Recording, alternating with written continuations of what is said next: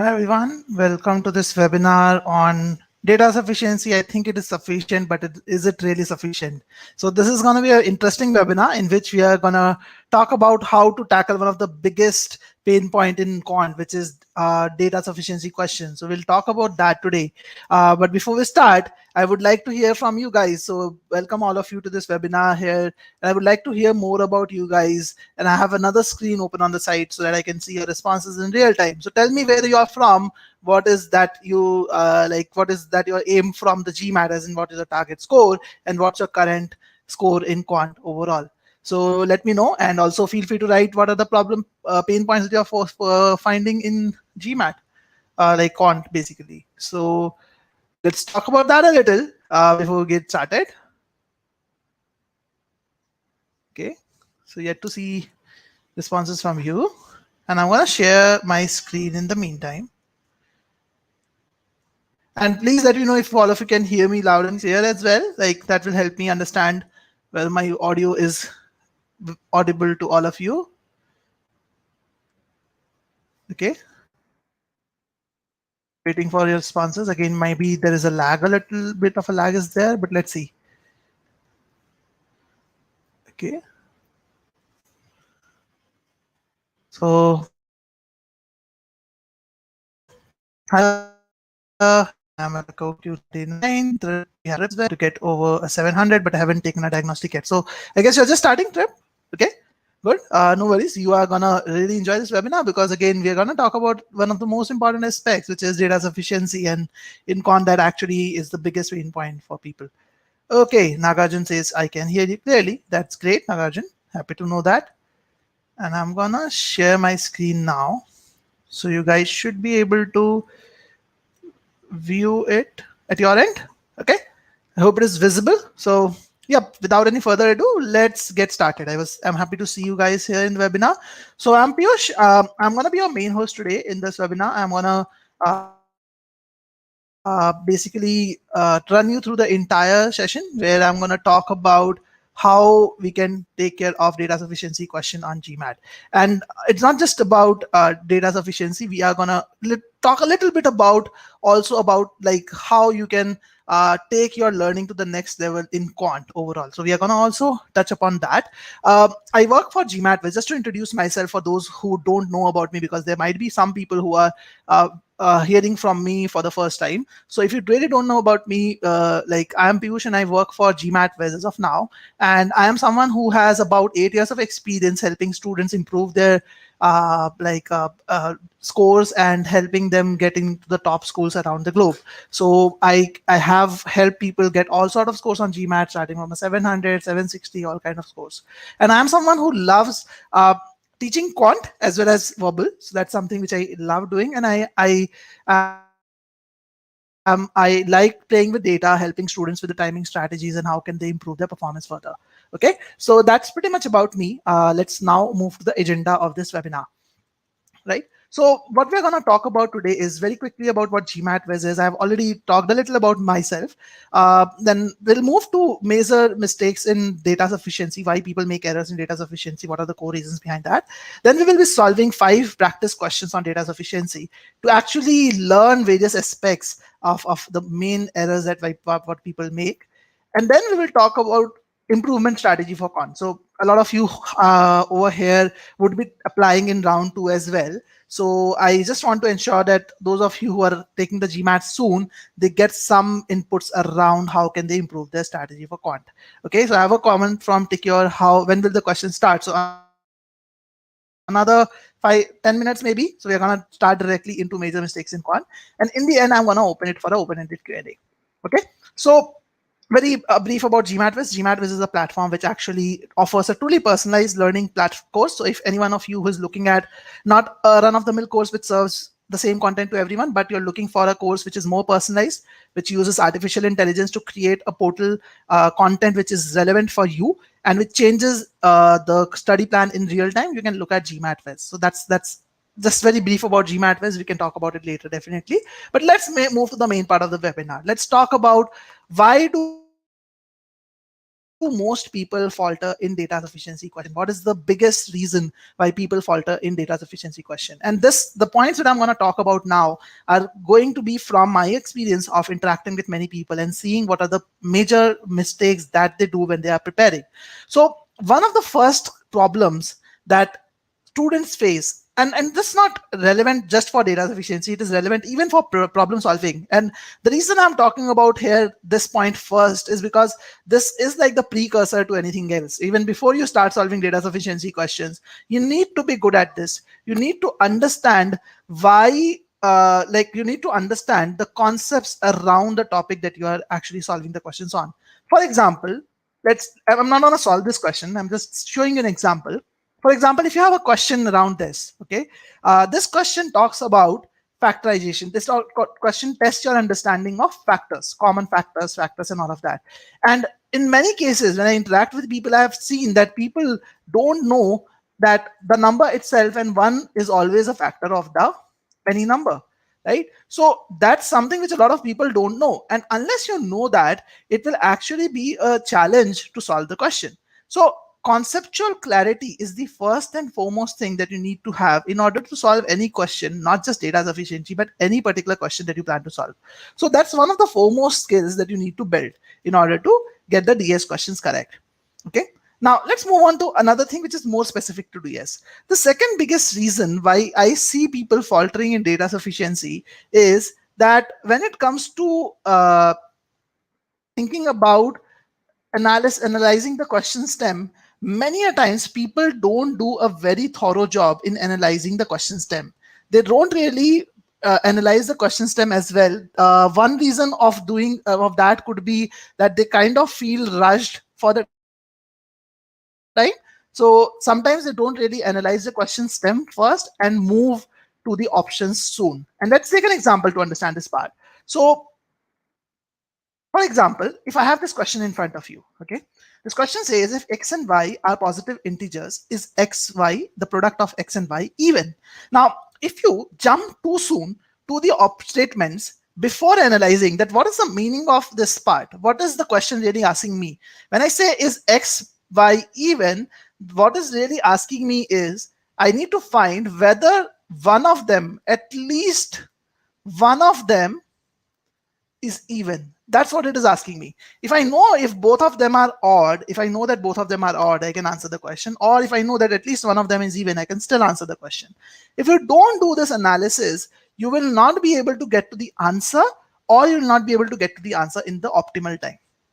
So lack of thorough analysis is a very, very common problem why people suffer in DS, and they don't analyze the questions them many a times. And in order to do this, there are certain skills that are required. For example, the first skill that is needed is simplification, visualization. You need to be able to translate the question stem, especially in word problems. You need to be able to translate into a equation, the question which is there, to an equation. You need to have skills like deduction. How do you deduce from the information that is provided? How do you simplify stuff which is given to you? So these skills are very, very important. So if you are faltering in DS, one very common reason could be that you are lacking the skills which I'm talking about over here. Okay, now let's look at another problem. And again, this might sound a little too direct to you, but let me be very honest with you guys. Being lazy is one of the bigger issues also when people lack in DS. And please let me know if you agree with this or not. Like if you, and please be very honest with me over here that when you're solving DS questions, sometimes you are just too lazy. And taking a very simple example, let's say there's a question that asks, what is the value of X? Okay, and you see these two equations in front of you, and you have learned that, okay, if you have two linear equations in two variables, you can always find the value of the two variables, right? The main important word that you need to focus over here is, many times we assume that we can always find the value. And the moment you see these two equations, you know that, okay, I have to find the value of X. I have two equations with me, both talking about X and Y, the same variables. I can probably solve them and get the answer. Okay, and many a times if you don't do proper analysis, if you're just being too lazy, if you're just being in a hurry to solve the question, you can get such simple questions wrong as well. Okay, in many cases it is important to take the first step, at least see whether it is possible to get through the question. Don't skim through the information and jump to a conclusion. Make sure you take some steps to come to that conclusion in a more organized way. That's very, very critical, guys. Okay. For example, in this, again, I'm not solving this question, but just to give you an idea, in this case, we have the same equations being provided. These two equations that you see on your screen, these are the same equations in a different form. Just that's it. They're not two different equations. At least in this case, you need to make sure if the equations are same or like different or not. Again, this could be different for different topics, but make sure you're not jumping to conclusions. You are coming to the conclusions in an organized way. Okay. Now, let me talk about the third reason why people falter. Another reason why people falter in DS is they want to save time. Okay. And let's take an example. So, for example, let's say you have a question like this. This is again a pretty detailed, a lengthy question. Many a times when you see such lengthy questions, especially in DS, there is a high probability to actually mark something quickly in middle of it. When your solved taken some time, there's a high probability that you mark something quickly based on certain assumptions. So when I talk about this, what I mean here is in many cases there is a possibility that you may not consider all the cases.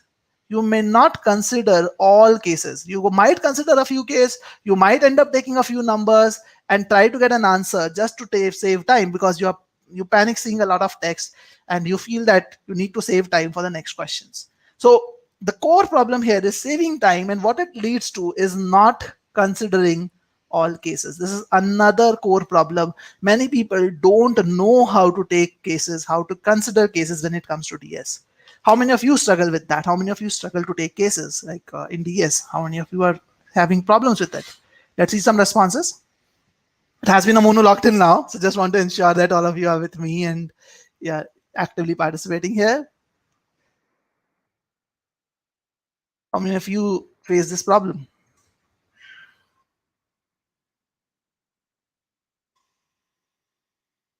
Okay, get to see some responses. We'll wait for 2 more seconds. Okay, Manoj says it is same here. Like I face these issues. Okay, what about others? Okay, Dhaval says yes. Sudhir also says true. Okay, so common problems, right? Like most of people who say face this. Akshit says sometimes. Okay, good Akshit. It's happening with you sometimes only, but it's important that it does not happen as much. So obviously we need to reduce that. Okay, so again, these are some of the common problems that I also see. Now, like I'm gonna solve some questions obviously, and I'll showcase how you can solve improve on this. But very quickly, in very short, how to improve and what is the purpose of this webinar. So basically, first thing that you need to do is first and foremost thing is you need to do is you need to focus on learning the concepts well. Make sure that you're not just you're not just jumping into practicing more and more things. Identify if there is a concept gap, work on that concept gap right away. That's the first thing that you need to do. After that, once you have done that, the second thing that you need to do is you need to understand the right process to solve questions.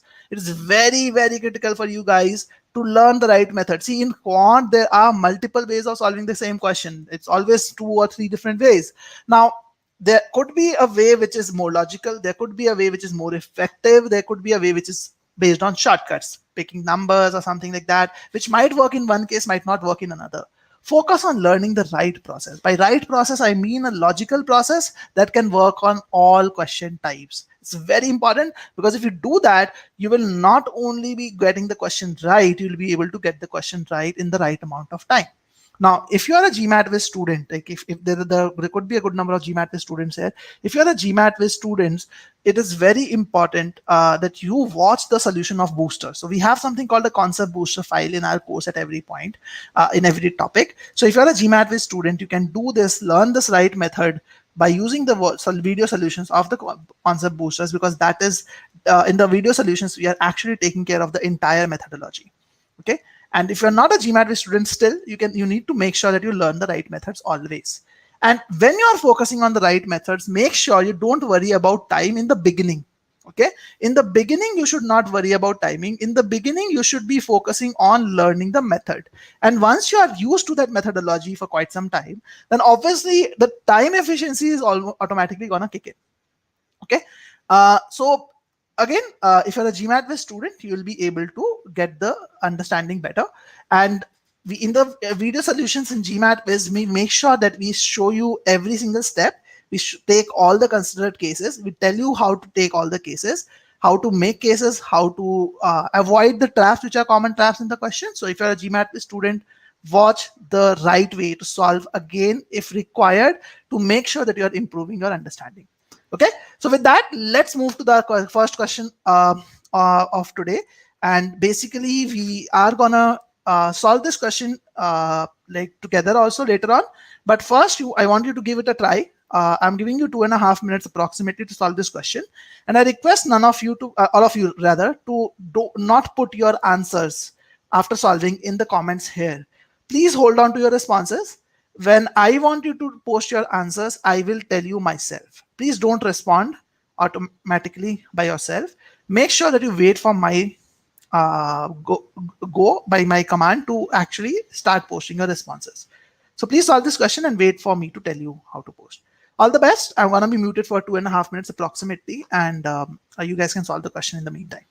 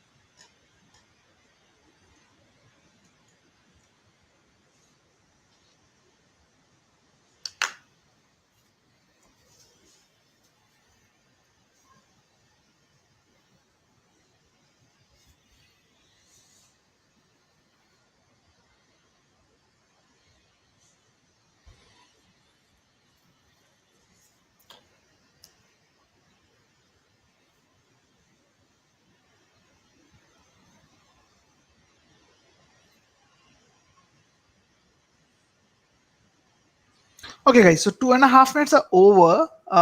So if you want, you can post your responses now in the comments here. I would like to see your responses now. Just mention A, B, C, D, E based on what you think is the right answer. You can go ahead and post your responses. Okay, I'm just checking the other screen as well to see if anyone has shared their answer.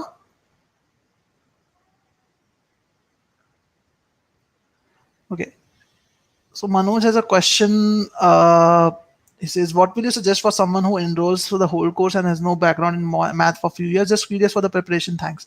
So Manoj, again, this is a question that I will probably take it up in the Q&A part. It's more detailed, but since GMAT is a AI-driven course, it takes care of people coming from different backgrounds, whether you're fresh starter, like already at a decent level, 45, 46, 47 in Quant, or like very weak in Quant.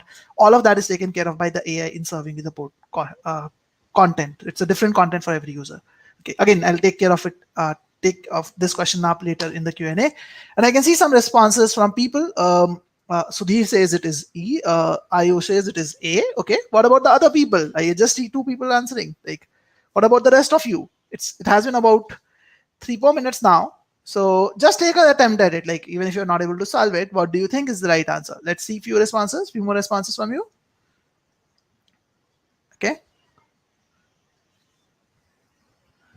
Okay, Jim says it is A. Okay, good. So a couple of people going for A and Sunil going for E. What about the rest of you?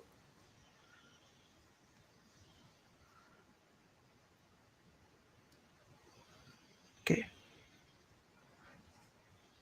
All right. Dhawal also goes for A. Okay, that's good. So A seems to be a popular choice.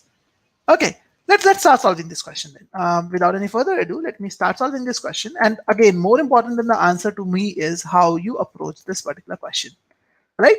So the first step in any DS question, and please take a note of this. This is very, very important. The first step in any DS question is to analyze the question stem really, really well.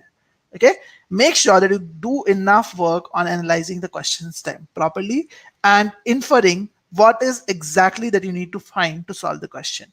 That's something which is very important. Without that, you should not be moving forward.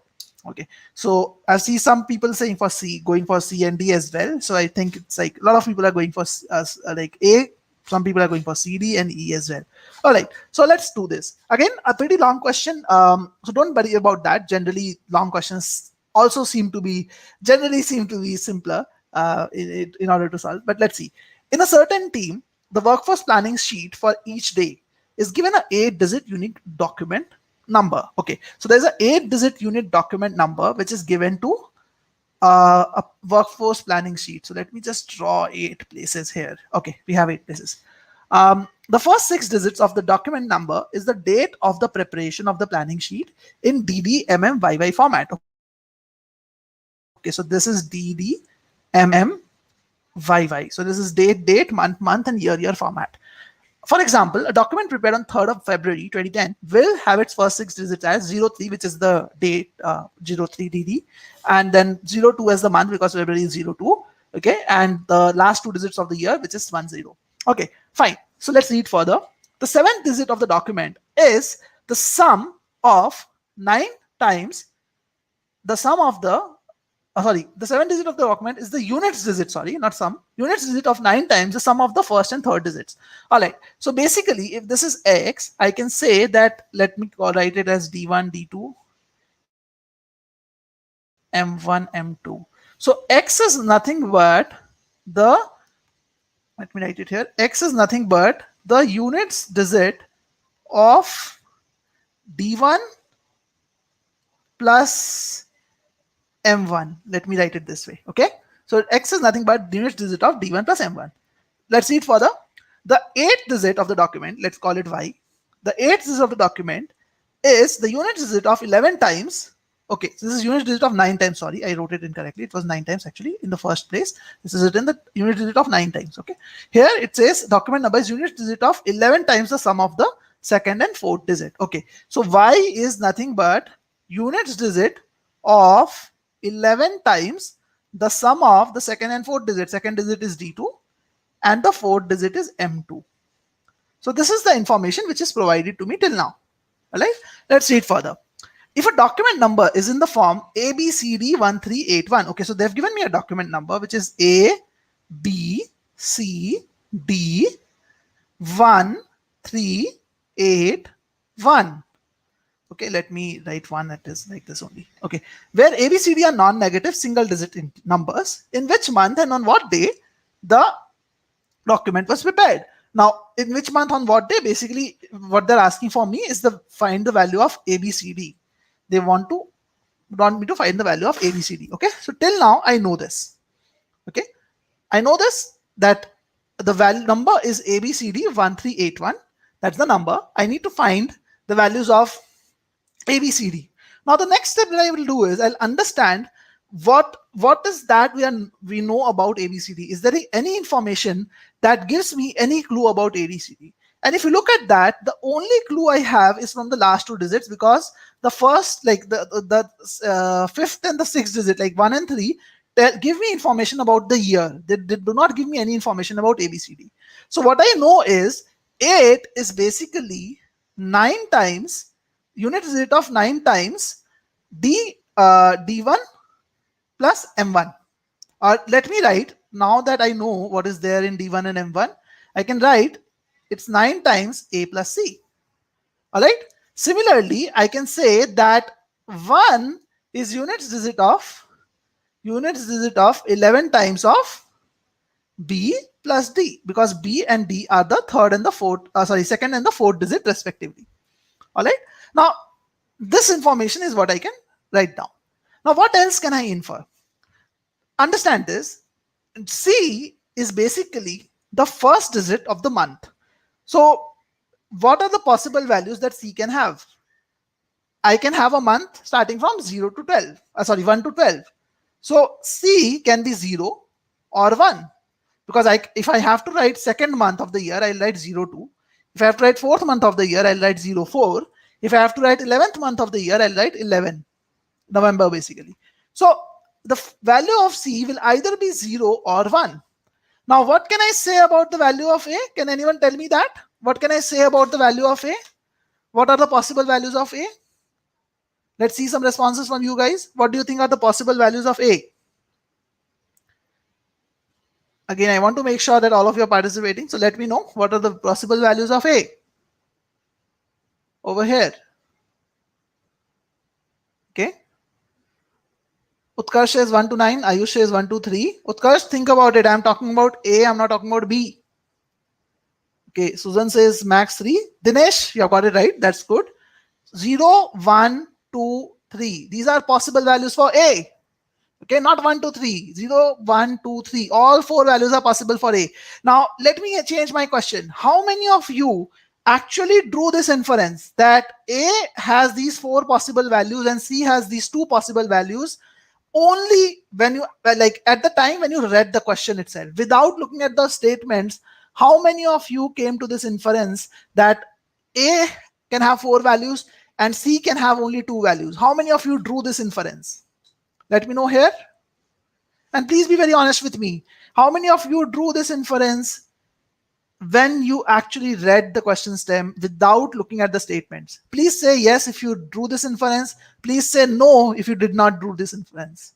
Again, don't stay muted. That way I will not get to know if you did not make this inference. Okay, so Flora says I did not. Anu says I did not. Susan says I did. Jim says I did not. Sudhir says no. Dhaval says no. A good number of you are saying no. Okay. Okay. So make sure you're drawing such inferences, because these inferences actually play a very significant role. You might say that in this question it was not important. In some questions it is important, some question it is not important, but always make sure you do this, because when you're doing it, you're making your life easy. You actually simplify the question stem to understand what is required. Now, if you do this, this will help you in solving the question, and I'll show you how. Think about it this way. What else is given to me and what else can be inferred here? If you look at this information, 8 is the unit digit of 9 times A plus C.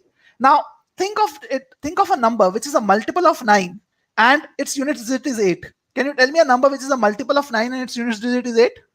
Again, if you focus on the table of basically 9, you will see that one such number is 18. Okay. Another such number is 108. In both these cases, it is 9 multiplied by 2 or 9 multiplied by 12. Okay. So if you look at it, what we can also infer from this is the unit digit of A plus C is always 2. In fact, it cannot be 9 multiplied by 12 in any case, because if you look at the possible values of A and C, 0, 1, 2, 3 and 0, 1, the maximum sum that you can generate is 4. You cannot have a sum bigger than that, right? You cannot have a sum bigger than that. So it is only possible when A plus C is 2. So this again makes my life simple. If I know A plus C is 2, that makes my life simple. Like I know that only the only possible case here is that A plus C is equal to 2. So again, I can draw cases beyond this as well. I can say one of them is 0, one of them is 2, or both of them are 1. So I can draw cases here, but that is one inference that I will stop at. So I know that A plus C is equal to 2. Another inference that we can draw is from this information. Can anyone tell me what can be inferred from this information? That 1 is the unit digit of 11 multiplied by B plus D. Okay. And please post your responses in the comments here. I would be happy to see them. What can be inferred from this information? That 1 is the unit digit of 11 multiplied by b plus d. Let's see some responses. Again, let me make your job easier. When you think of it like this, when you multiply 11 with, let's say, 2, what is the unit digit that you get? Unit digit is still 2, right? If you multiply 11 with 4, what is the unit digit that you get? You get unit digit as 4. So whenever you multiply 11 with any number, okay, you know that the unit digit does not change. Unit digit remains the same. So in a way, this is saying that basically the unit digit of b plus d itself is 1. Okay, so what we can say is b plus d is either 1 or 11. The next possible number is 21, which is not possible because b plus b and d are single digit numbers. We know that, right? And also, even if it is not stated here, we would know it very easily because these are single digit, individual digits of in a number, right? Individual digits in a number. So these are single digit numbers. So the maximum sum that we can generate is 18. We cannot have any sum bigger than that. So it is either 1 or 11. Nippon, it cannot be 111. It can only be 1 or 11 because b and d are single digit integers. Okay, so this is all that information that we can actually draw from the information which is provided. Make sure that you're drawing this information. Make sure that you're writing it down. Now let's move on to the statement 1. Now some of you might be thinking that, okay, Piyush, this is interesting. I understood, like you are saying draw all these inferences, but you have spent what, about 6-7 minutes easily on drawing all these inferences. Okay, do we have that much time on the GMAT? Probably that's why I don't draw these inferences. So if you're thinking that, trust me, when I was solving this question for the first time, it did not take me as long. It probably took me 40 seconds or maybe a minute to draw this inference at max. Since I'm explaining this to you, I'm taking an additional time to make sure that you're able to understand this. And in the beginning, it is possible that when you are solving these kind of questions, you might take 2 minutes to analyze this. You might take 2.5 minutes to analyze this. But once you do that for multiple cases, once you understand how to play with single digit numbers, sums, multiplication of 9, unit digit, and you understand all these concepts well, this time will automatically come down. But never, ever, ever cut corners on the analysis of the question stem. That is the very important step that you need to follow. All right, so let's get into statement 1. Let's see what statement 1 tells me. It says that the first 2 digits of the document are 20. Okay, so what do I get now? So the number is 20 CD, okay, 20 CD 1381. So that's the number that is known to me. Now, basically, it gives me the value of A and B. It gives me the values of A and B. That's what it is telling me. Okay. Good. Lavesh says after analyzing values of A and C, it is quite easy. Yes, if you analyze the values of A and C, it is very easy after that. It's a very simple question, but if you don't do that, it's not as easy. All right. So if I know the value of A, what I know is A plus C is 2. So the only possible value of C is 0. Right? I can definitely infer this. Since A plus C is 2, A is 2 as per statement 1, I can get the value of C very easily. Now what about D? I also know that the unit digit of B and D is 1. Basically, BA plus D is either 1 or 11. Now, if you look at the values of B, we already have the value of B as 0. Now, if B plus D is 1, then D has to be 1. So we have the code. We have the unique code. Okay. So, Nippon, the duration of this webinar is going to be about hour and a half or maybe up to 2 hours, hour and a half to 2 hours approximately between that time. Okay, so clearly statement 1 is enough to answer the question. So the moment I know statement 1 is enough to answer the question, choice B is not possible, C is not possible, and E is not possible. The answer has to be either A or D, right? So all I need to check is whether statement 2 alone is sufficient or not. Okay, always be in a habit of crossing the invalid options out right away. That makes your life easy. Okay, I hope everyone is clear with this part till now. So let's remove this information and let's write down the information from statement 2. What does statement 2 tell me? Let's see. The sum of the first and the third digit is a multiple of 2. Okay, so what I know is the sum of the first and the third digit is a multiple of 2. is a multiple of 2. Now, multiple of 2 could be 2, 4, anything like that. Now, this information, to be honest, is not new for us because we already know the value of a plus c is 2, right? Right? We already know that. So this information is not helping at all. This information is not helping at all. So what is known to us apart from this? What is known to us apart from this additional information is second digit is 0. Okay, so second digit is 0. I don't know what is a. I don't know what is C. Let's see if we can infer something about D. Okay, so I need to infer something. If I can infer something about D, let's see that. But I don't know AC for sure. What about D? See, I know the second digit is 0. What it tells me is out of B plus D, B is 0. Now, the moment I know B is 0, I can be sure that D is 1, right? I can be 100% sure about that D is 1. But what about A and C? I don't have any information about that. All I know is A plus C is 2. Now, that is possible in two scenarios. One scenario is that one of them is 2, one of them is 0. I don't know which one. Again, it cannot be 0, 2 because if I have 0, 2, then the first digit becomes 0, 0. That means there's no such date as 0, 0. So that's not possible. But I can definitely have 1, 1. So there are two scenarios possible over here. The code can be this or this. Okay, so there are two scenarios possible here because I don't know the value of A and C. There's nothing known about them. So see how easy it becomes if you analyze the question stem. We hardly spend any time on the option like statement analysis. This was much more simpler. We actually spent only 30% of the time that is spent on the question stem analysis on the individual statements. And that's why it is very important for you to draw the inferences. So D is also not right. The right answer in this case is choice A. Okay, so those of you who got the right answer A, good job, but make sure that you have used the same methodology, you have drawn the right amount of inferences as I talked about, because unless you do this, it's not going to really work out in all the cases. All right, so let's move to the next question, guys. This is the next question in front of you. Again, I'm going to give you about a couple of minutes or maybe 2.5 minutes to solve this question.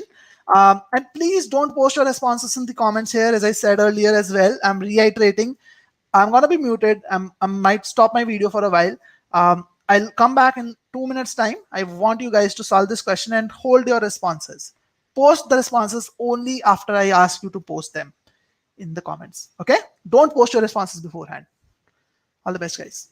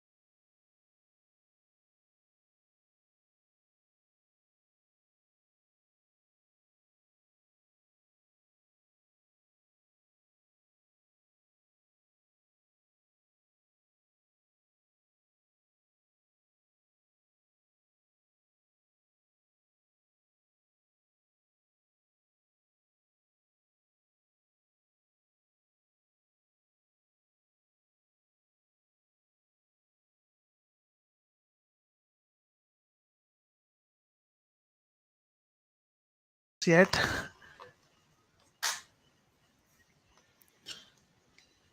Seems more like a question that you're asking, but still. Yeah. I'll give you 30 seconds extra, maybe just 30 seconds extra, and then we can Start seeing the responses. Okay, Lavesh. All right, so I see people are already posting it, so you can feel free. Again, it's like two minutes plus which I've spent. So feel free to post your responses in the comments here. So till now it seems Hers and Lavesh are saying B. It seems to be the popular choice. Let's see what others think. And I'm gonna wait for 30 seconds for your responses to come in. So as in when you solve, you can now post it. Okay, Trip says I meant B. Okay. Harzot says B with a question mark, not sure. Okay, Suzun says B, Dhaval says B. Lavesh says all easy concept. Akshit says it's an easy question. The answer is B. Akshit, be careful. You might be surprised. So, okay, I have kind of given a clue there, but it's not as easy as it seems. This is actually a 650 to 700 level question for sure. Okay. Uh, Gangadhar says it is E, Utkarsh says C, Zim says B, Salin says B. Okay, good. So I have a good number of responses already. Io says it is C. Let's see. Again, in fact, let's do this question a little differently. Let's see, before I do pre-analysis, let me ask you a question. What is the pre-analysis that you did when you read this question? When I say pre-analysis, I mean what is the information that you deduced before looking at the individual statements?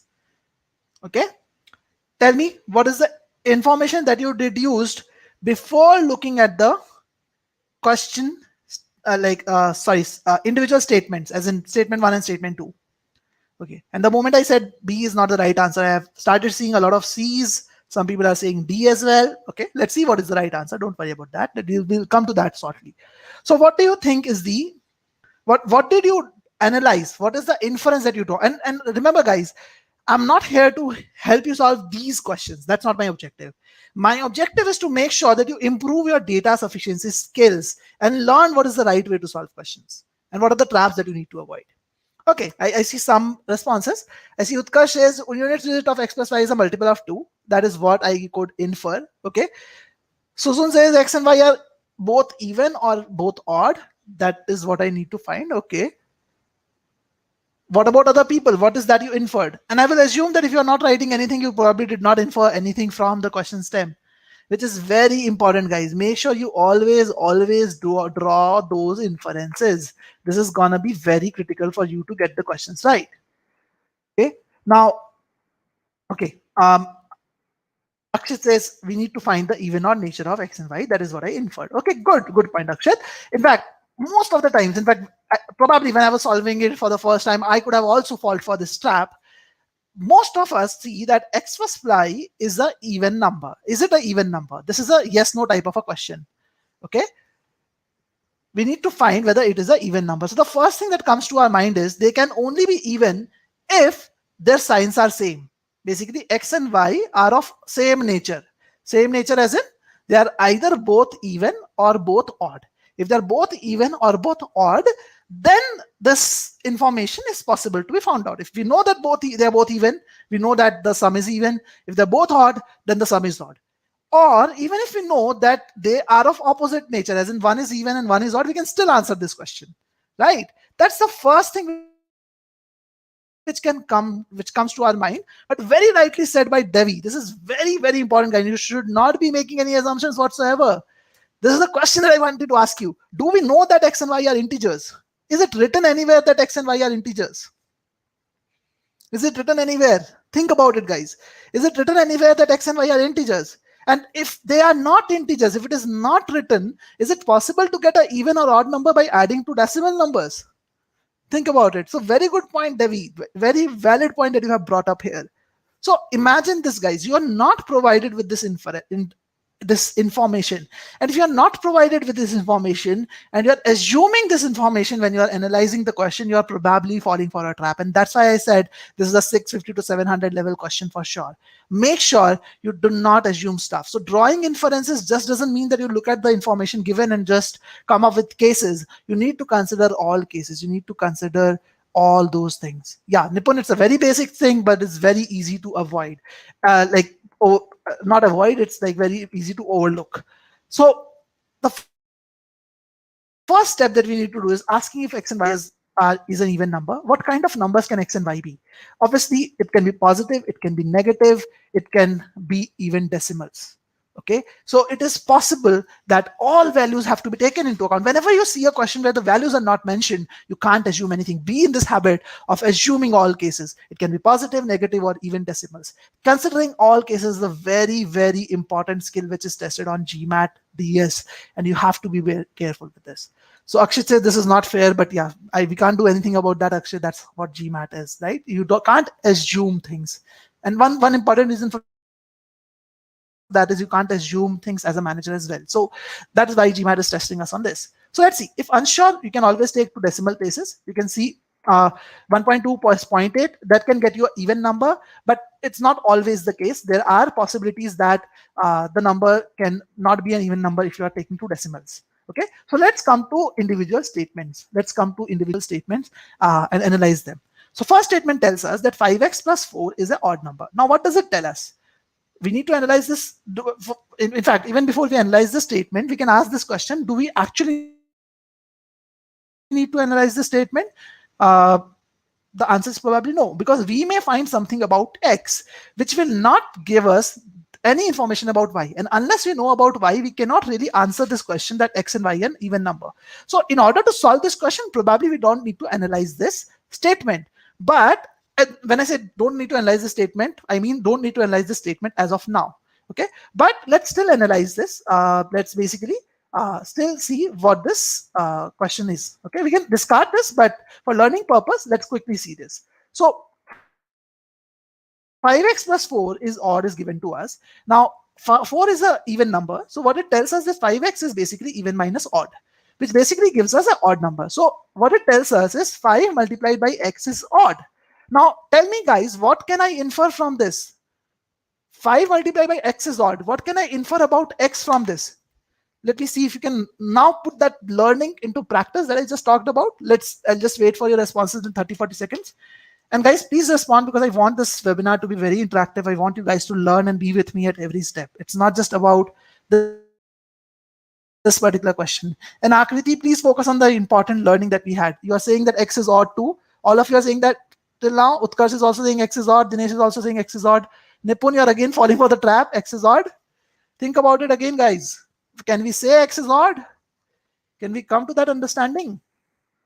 And are you 100% sure about it when you say it? Okay. You still guys are saying x is odd. Nipun says, wait, x may not be an integer. Good point, guys. We cannot infer whether x is odd. It is not possible to infer that. You are missing a very important inference again. Okay. X could be any real number. So there are two scenarios here possible. One is x is an odd number. Okay. 3, 5, or 7. And the second scenario is x is a fraction, right? So x can also be a fraction. It can be a decimal. For example, I can take x is equal to 1 by 5. Okay, I can still have the value 5x as an odd number. Okay, so what I know is, we can only consider, there are two cases which I have to consider. One is x is an odd number, and one is x is a fraction. Okay, or in simple terms, how Akshay put it, x is not even. That's for sure.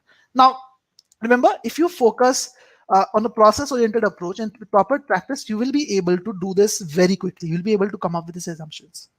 Okay, Akshat, yes, decimals are not even nor odd. So odd and even is only possible for integers. It's not possible for decimals. All right. So statement 1 is not sufficient. We know that. Let's analyze the statement 2 independently. What it tells us is x minus y is an odd number. Okay. What do we infer from this? We know that x and y can be integers or fractions. If both are integers, then one must be even and the other one must be odd, right? Because in that case, only when one number is even and one number is odd, the difference is odd number. Like again, don't worry about the plus sign here. It doesn't matter whether the sign is plus or minus. If one of numbers is even and the other one is odd, then only you will have an odd outcome. Now, if this is the case, in case 1, we can definitely answer the question, is x plus y even? We can answer the question because the sum and the difference always have same sign. So if x minus y is odd, x plus y will also be odd. But that's only with case 1. But there's another case which is possible. The second case which is possible is they could both be decimals. For example, I can have a scenario where x is equal to 0.2 and y is equal to 1.2. So what will be my difference? The difference in that case will be -1, but the sum will be 1. which is odd. Okay, the difference is will still be odd. Okay, so decimals can be odd or even, right? Nipun, decimals are not odd or even. As I said, even odd nature is only applicable for integers. We cannot say decimals are even or odd. Decimals are not even, neither even nor odd. All right, so x minus y is, in this case, if I can see x minus y, I've taken two values in which x minus y is an odd number, but x plus y on the other hand for the same values is 1.4, which is neither even nor odd. So this statement also alone is not sufficient to answer the question. Okay, I hope this is clear to you guys. So B is also out of the picture. Now what we can do is we can combine the statements, the information together to see whether we can find out the answer or not. Let's see that. So statement one, we already identified that x can be even, odd, or it can be a decimal, which is like, for example, 0.2. Statement two, from that we can infer only that x and y are integers, odd and even. They are basically of different like nature. That is what we can infer. Or they can be decimals, like 0.2 and 1.2, just one case that we considered. Now, so we are still unsure whether x and y are integers or decimals. If they are integers, basically, it is easy to find the answer. But when they are not integers, even by combining the two statements, we still cannot find the solution. Because if you remember, in the first statement, we took value of x as 0.2. In the second statement, also, we are taking the value as 0.2. So it is common between both statements, but even when we combine both the pieces of information, we are still not able to get the answer. So the correct answer is choice E. It's not C. There was only one person, I think, Gangadhar, who got this right. Almost everyone else who answered this question got it incorrect. Okay. Now, what was the learning that we generated from this question? I want you guys to focus on that learning. What is the learning that we generated from this question? What is the learning that we had from this question, guys? Let me see if you can actually come up with the learning. You can talk about the learning properly, because that's the most important part. As I said, that the objective is not to just solve these questions. It is important for us to learn from each question. Okay, Susan says don't assume. Devi says don't assume. What else, guys? Don't assume. Most important learning. Like anything else, never assume. Dhaval says okay, good. That's something which is true for CR as well. Okay, Lavesh says read questions properly. Yes, that's very, very important. It's not just about assumption. Make sure you read questions properly and you consider all cases. Very well said, Utkarsh. Exceptionally, the corner cases, those are very important. Okay, Nipun says common sense is important. Good. Vijay says pre-thinking is important. Assumption of value should not be done. Vivek says in-depth analysis. Good point, guys. Really, really good points. I'm so happy that you are covering like talking about this, because it's important to take those learnings and apply them on every single question that you solve. Okay. So with that, let's move to the next question, and I'm going to give you a couple of 2.5 minutes to solve this as well. Okay, Devi says the question can also be tricky. Yes, some it is possible, and in fact, I say tell my students in the first 10 questions, don't take the risk. Be open. Like good point, Akshat. Keep an open mind and ensure that you are taking all the cases. Sometimes simple question can be deceiving as well. Okay, so let's solve another question, and please don't post your responses unless I ask you to do that. I'm gonna give you 2.5 minutes max to solve this, and then I'll ask you to post your responses. Then only post your responses in the comments. Please don't post it beforehand. All right, and I'll be muted and might turn off my video for some time. In the meantime, then you solve these questions. All the best, guys.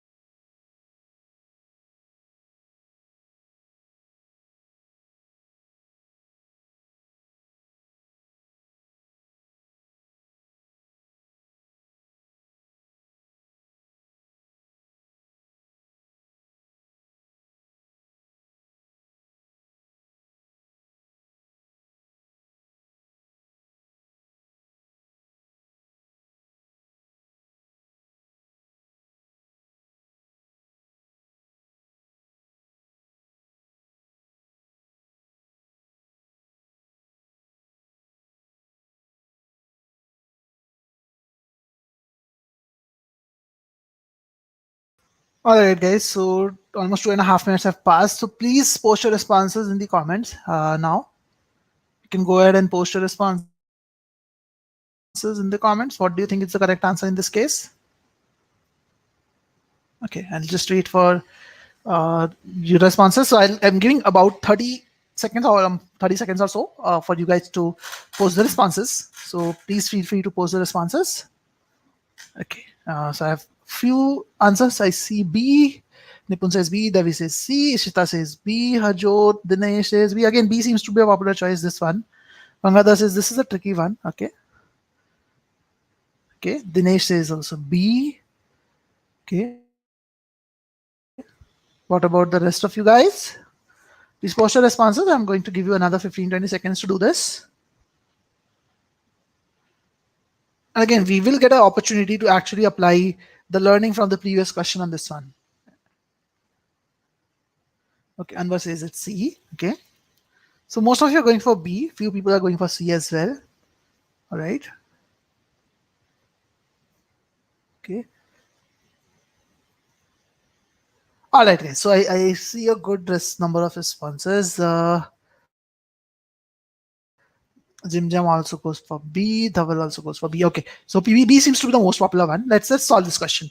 And as I said, we are gonna basically solve this question again with pre-analysis. And this is the very this is the question type which we can find in official guide as well. And when we speak to our students, we are actually now hearing this question type occurring in GMAT quite often. Like this kind of questions where they give you a table and they give you some information around this and they want to infer from that. So this is a common type of question which is coming on GMAT these days. So we thought that, okay, let's cover it now.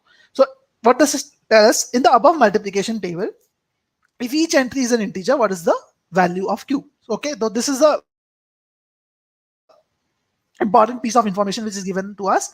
That is, if each entry is an integer. So we know that each entry is an integer.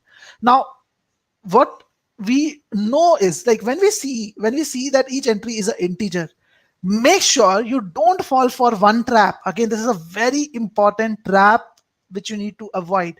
A integer can be positive, a integer can be negative, and an integer can be zero as well. Okay, I don't know the value of the nature of the integer. I don't know whether it is positive, whether it is negative, whether it is zero. And let me ask you this question, guys. How many of you, when you are solving this question, how many of you, the moment that you read this line, drew this inference that this numbers can be positive, negative, or even zero? How many of you drew this inference? And please be very honest with me. I would like to see your responses in the comments here. Please tell me how many of you drew this inference. Quick yes, no, guys. Let's see. Show of hands. How many of you drew this inference when you were reading this question stem? And trust me, this is more important to me than to solve this question. Okay. Hello, Numan. Happy to see you here. How many of you drew this inference? Okay, Devi says I did. Okay, Jim Jam says no. Dhaval says yes, I did. Uskar says no. Harjo says yes. Satyabata says yes.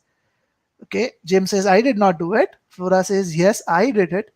Okay, good. Happy to see those of you who did it. Good work, guys. And those of you who did not, you're still not analyzing the question stem properly.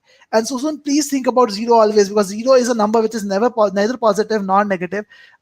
It is something which is non-negative, non-positive. So always take that as a separate category. Good. Akshay says I did because of the last question. Good point. Happy those of you who actually analyze this in this way because of the last question. Make sure you build this is a habit, because this is very, very critical, guys. Okay, so I don't know anything about those integers. I don't assume anything. It is possible for them to be zero, negative, or positive. All three cases are possible. What we know is from this table, what we know is that P multiplied by P is basically equal to V. That is what we know, first of all. What we also know is 2 multiplied with P gives me W. What we know is P multiplied with Q gives me X. What we know is 2 multiplied with P gives me W. This is another information that is already known to us. 2 multiplied by 2 is 4, which is obvious, so we can ignore this. 2 multiplied by Q is basically Y, that is known, given to us. P multiplied by Q is X, that is already known. 2 multiplied by Q is Y, that is already known. And Q squared is Z. Okay, This is the information that we can draw from this question. And what it asks me is that what is the value of Q? So I'm interested in finding the value of Q. All right. So let's again, I don't know anything else about Q. I know that Q is present in some of these. So I can represent Q as y by 2 or something like that, or x by p. All of that can be done, but that's unnecessary because we simply need one expression, which value of one expression which talks about Q. So let's read statement 1. So statement 1 says W is greater than 1. Okay. So statement 1 tells us about W. Now W is 2p. So it tells us 2p is greater than 1. So what we get to know is p is definitely positive. Okay. Because p in this case is greater than 0.5. That's what we know. From statement 1, we know that p is greater than 0.5. So minimum value of p possible is 1. That's all that can be inferred from statement 1. We cannot infer anything about q. We don't know anything about q because we don't even know the exact value of p. If we knew the exact value of p, maybe there could have been something which is possible. But since we don't know the exact value of p, it does not tell us anything. So if a is not sufficient, statement 1 is not sufficient, a is out of question, b is also out of question. Let's look at statement 2 alone. Okay, let's look at this alone. W is equal to yp. Now, I'm sure most of you would have replaced the values. So let's replace the values. What is W? W is 2p. What is y? Y is 2q. So most of you would have written that 2p is equal to 2 into pq. Okay. Now the next step most of you would have done is you would have cancelled this 2 and you would have cancelled this p. Now, let me ask you guys a question, and you would have probably come up with the value of q as 1. Let me ask a question, and please answer in yes and no. Is it okay to cancel p from both sides? Is it okay to cancel p from both sides? Okay, Devi and Dinesh, I actually come up with the what I was going to ask about. So good point. But quick yes, no. Is it okay to cancel p from both sides? Lavesh says no cancellation. Harsh says no. Okay, good job, guys. What about others? Is it okay to cancel p from both sides? Susan says no. Harjo says no. Good. And why can't we cancel p from both sides? That's the question that we need to ask. Okay, good. And very important learning, guys. It's okay to cancel constant terms, but don't cancel variables, because when you're canceling, what you're basically doing is you're saying that you're dividing both sides by that number. Okay, that variable, sorry. So in terms of cancellation, you're basically dividing both sides by p. And if the variable is 0, then this division is incorrect, right? We cannot divide something by 0. So whenever you have a variable, don't cancel it. Don't cancel the variables. You can cancel the constant terms, that is fine. In case of equalities, you can do that, but don't cancel the variables in case of equalities. So what we will do is we'll write p is equal to pq, because we don't know whether p is 0 or not. That's not known to us. P can be 0 as well. P can be negative as well. We don't know that. So let's bring both of this to one side. So what we can infer from this is p multiplied by q minus 1 is equal to 0. And let me segregate this information here. And this only tells us that either p is 0 or q minus 1 is 0. Basically, it tells us that q is equal to 1. Either p is 0 or q is equal to 1. One of these is true. I don't know which one is true. So since we don't know which one of these two is true, either p is 0 or whether p is 0 or q is 1, we don't know that. Statement B2 alone is not sufficient to answer either. So B is incorrect. So those of you who marked B as the correct answer made this error. It is possible at 2 points you could have made the error. First point is you may not have considered that this integers can be 0 also. That's one error point that you could have made. If you made that error, the problem is with question statement analysis. Understand that part. That's the source of the problem. The second place where you could have made that error is while cancelling p from both sides. Whenever you cancel variables, please be cautious. You should not cancel variables unless you know that they are not equal to 0. If it is not equal to 0, then you can cancel. Go ahead. In case of equalities, you can cancel. Otherwise, you should not. So these are the two possible reasons why you guys could have marked B as the correct answer. Now let's combine both the pieces of information. The moment we combine both pieces of information, we know that P is greater than 0.5. So obviously P equal to 0 is not possible. Okay. And the moment we know that P equal to 0 is not possible, we get the value of Q as 1. So the correct answer is choice C. Okay. Okay. SP Siddharth is the question. He says, can't we cancel if we know for a fact that the equation stands to be true? No, Siddharth, you can't cancel it. Even if you know that the equation stands to be true, we know that equation stands to be true. But think of it like this. If this equation is P is equal to PQ, think of it like this. If I have 0 is equal to 0 multiplied by 3, right? This equation is still true. If I have 0 is equal to 0 multiplied by 2, this equation is still true. So you can't cancel P, because cancelling P is not allowed here, because P is a we don't know whether P is 0 or not. So never cancel variables from both sides. In fact, I'm not sure if you guys have played this tricks in school. There were people who used to prove 2 equal to 1, 5 equal to 7, 10 equal to 15 mathematically. And there was a fallacy whenever we proved that they used to cancel a term which is equal to 0, which could be equal to 0. So again, never, ever, ever cancel a term, a variable which could be equal to 0 from both sides. It's not right. Okay.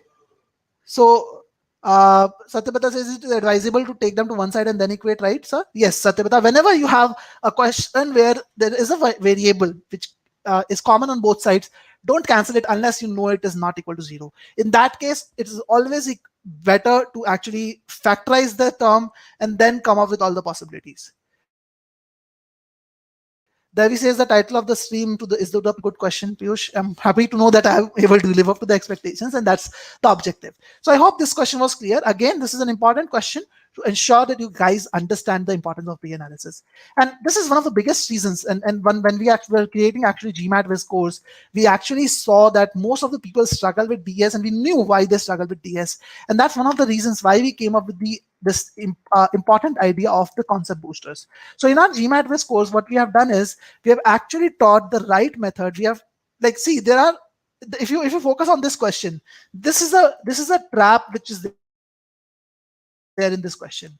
Like, many people can fall for this trap. Each entry is an integer. Some people may not focus on 0, or some people can divide by 0, like cancel that term without thinking about it. In the previous question, some people would have assumed that the numbers are always integers in the previous question. So we knew that there are various traps that are there in each question. And that's why when we were creating the GMATWhiz platform, we came up with the idea of concept booster, where what we do is, after teaching you any concept, let's say prime numbers, if we are teaching you, we first teach you the concept, the rules and the formulas on prime numbers completely, all the rules and the formulas and properties which are tested on GMAT through video lectures. And then what we do is, we have created a file called Concept Boosters after doing intensive research in terms of what are the various type of questions that have ever appeared on GMAT on prime numbers. And in this Concept Boosters, we give you one question from each variety. So if there are, let's say, 100 questions which have appeared on primes, we classified them into various error types. And we found that there are 10 error types broadly.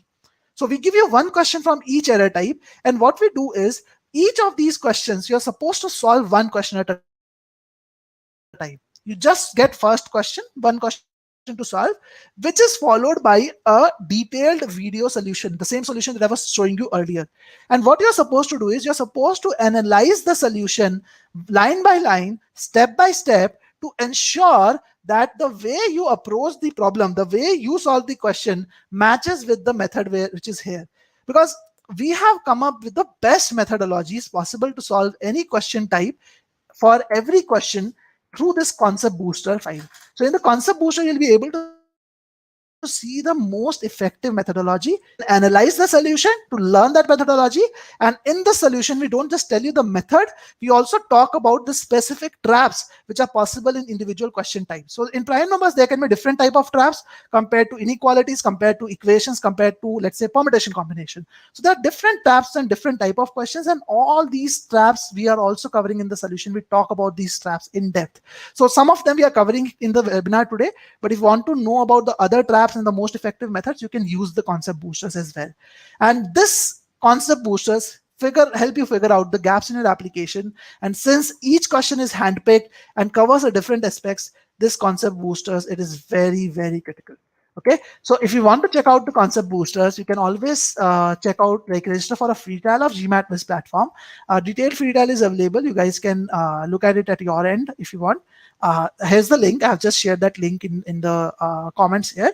So feel free to go through this free trial at any point of time. You can just bookmark this link if you want, or click on that later.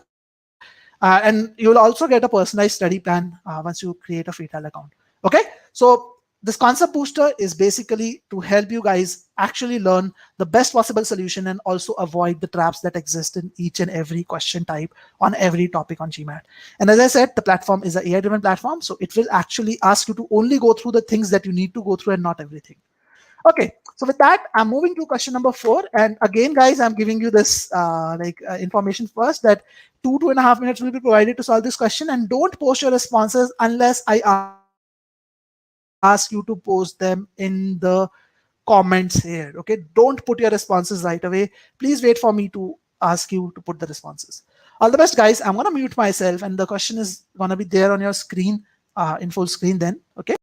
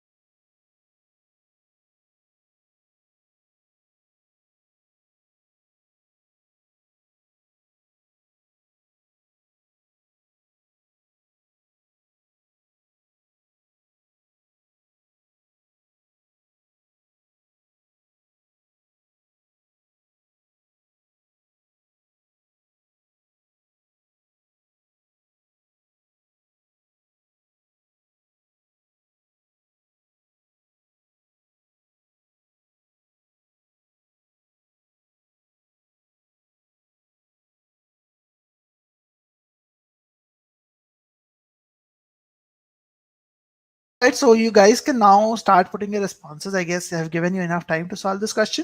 So please go forward and put your responses in the chat here.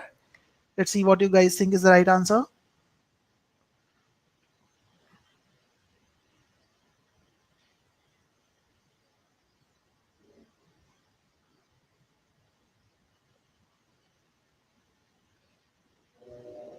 Okay. Devi says it's B. Okay. Good work, Devi. Gangadhar says it's C. Nikita says it is B. Okay. What about others? Ishita says B. All right. Vani also goes for B. Seems like B is a popular choice, and like from the last 3 questions, B is the most popular choice. Okay. Utkarsh also goes for B. Okay. I'm gonna wait for 10-15 seconds more, maybe, just to ensure that we have everyone covered. All right. Shan says B, since its RNH is not in the final equation. Okay, good point, Shan. Happy to see your response. Okay, great. So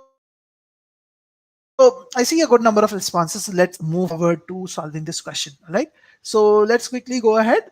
So let's see what is given to us. And again, we'll start with the first step, which is the question stem analysis, pre-analysis basically. So a right cylindrical tank T1 has a base radius of R meters. Okay, so I know that the base radius of cylindrical tank is T1 R, and height is H. So that's fine. if the base radius and height of the right cylindrical tank 2, so tank 2 is a different tank. For this tank, it is, let's put it this way, R and H, the radius and height. Tank 2, the radius and height R is A% and B% greater than that of tank T1 respectively. So basically radius of this tank, let's call it R2, is A% more. So what I can say is it is nothing but R multiplied by 1 plus A by 100. Okay, that's what I can say. And the height is H multiplied by 1 plus B by 100. All right. Again, I can solve this question a little quicker. I really don't need to write this down if I conceptually understand how it functions. But when you're doing it for the first time, you might as well need to do it. That's why I'm showing it to you. Most likely, when I was solving this question, I could actually solve this question within 40 seconds itself, 30-40 seconds itself, in fact. Because I probably don't need to write this down. Conceptually, I know what is happening here, but let's still write it down for the sake of understanding of the entire batch. Now, what is being asked is, then the curved surface area of tank 2 is what percentage more than the curved surface area of tank 1. Now, what is the curved surface area? Curved surface area in case of a cylinder is not this areas. It is the area which is the curved, which is around that curve. Okay, it's around the curve that we are talking about. So that curved surface area, let me call it as CSA. Curved surface area of a right cylinder is nothing but uh, 2 pi r into H. 2 pi r into H is the curved surface area. Laurent, what you have written is the total surface area. It includes the curved surface as well as the lateral surface, like the top and the bottom surface. So curved surface area is just 2 pi r into H. Okay. Now, so if you look at this, then what I can say about the curved surface area of tank 1 is simple. It is 2 pi r into H. Now, what about the curved surface area of tank 2? For tank 2, basically, let me write it this way. For tank 2, curved surface area is 2 pi, instead of r, I need to write r2, which is r into 1 plus a by 100. And instead of h will write h2, which is h into 1 plus b by 100. So I can say that the curved surface area of T2 is basically the curved surface area of T1 multiplied by 1 plus a by 100 into 1 plus b by 100. All right, I can write this down. Okay, the moment I know this, I can actually, what the question is asking me, what is the value of T2 minus T1? Okay, what the question is asking me is what is the value of T2 minus T1 divided by T1. So what is being asked is by what the curved surface area of tank 2 is what percentage more than the curved surface area of tank 1. So we are comparing the difference with tank 1. So we need to compare the difference with tank 1 and multiply it by 100. That's what we are looking for. This is what is supposed to be found. So this is what we need to find. Okay, that's what we need to find. Now, if you simplify this, you can know that what we are looking at is T2 by T1 minus 1 into 100%. So we need to find the value of T2 by T1. That's all we need to find. Now, since we know what is T2, T2 is basically T1 into 1 plus a by 100 plus 1 into 1 plus v by 100. If you need to find T2 by T1, that is simply this number divided by T1. All right. And if you look at this, T2 by T1 does not depend on the value of T1. It only depends on the value of A and B. Okay. So in order to solve this question, in simple terms, what I need to find is A and B. We need to find this. And let me ask you guys, when you are solving this question, did you come with this analysis before looking at statement 1 and statement 2? Quick yes, no, guys over here. Quick yes, no here. Did you come with this analysis, come to this analysis as well before looking at statement 1 and statement 2? Did you come to this analysis that we just need to find the values of A and B to solve this question? Quick yes, no. Okay. Sayan says yes. Devi says yes. Ita says yes. So very happy, guys. I'm so very happy to see that you guys are actually implementing what we just talked about. This is very important. Utkarsh says I did not. Okay. Make sure you do, Utkarsh, because this kind of analysis will actually help you improve faster. Again, after, if you do like this calculations a few times, after some time you really don't need to do this calculation, because we are talking about percentage values here, percentage increase here, and the absolute values don't matter in this case. If you know the percentage increase for individual cases, you can easily find the answer. That's how I thought about it, and I could solve it in 30-40 seconds. But even if you don't do that, you write this down, this is going to be very simple for you. So make sure you identify what is that you actually need to solve the question, because once you do that, you will get the answer fairly quickly. So what we need to find is the value of A and B. Nothing else matters here. And the moment you know that, the question is as good as solved, because statement 1 tells us what is the ratio of the values of R and H. That is what we don't need to answer the question. We need the values of A and B. So A, statement 1 is not sufficient. So A and D are already out of question. Let's look at statement 2. The base radius and height of T2 are 25% and 30% more than the base radius and height of T1. So it tells us that A is 25 and B is 30. So if I go back and plug these numbers into uh, uh, the equations that we formed, we can easily find the percentage increase. So statement 2 alone is sufficient. And in this case, after a long time, B indeed is the correct answer. And I'm happy that most of you answered B. And if you actually analyzed it in the same way, went through it in the same way, it is very, very easy. And you can see that 90% of my effort was spent on question stem analysis, and very little effort was required to be spent on statement 1 and statement 2. But if you did not do the question stem analysis properly, you will actually get caught up with this. You will not only need to put in that effort, but you will might as well put in extra effort in analyzing this, or creating complex equations. Some people even take values to solve questions. That is not the best option. Make sure you always analyze the question stem, and you will definitely get a very good outcome. You get to the answer very quickly. Okay, that's a very, very important lesson that I want you guys to take up. With that, one more question today, one more important lesson, and then we talk about the quant strategy to improve your scores. If you're actually you require that last nudge, or maybe you are a retaker, you want to improve your quant performance, we'll be talking about how can you improve your quant performance, how should you strategize as well in the next part. So quickly solve, let's solve this question and then move forward to that one. All right, guys, so simple question. All the best. Couple of minutes I'm going to give you, and I'm going to mute myself, and I'm going to turn off my video so that you can focus on the question here.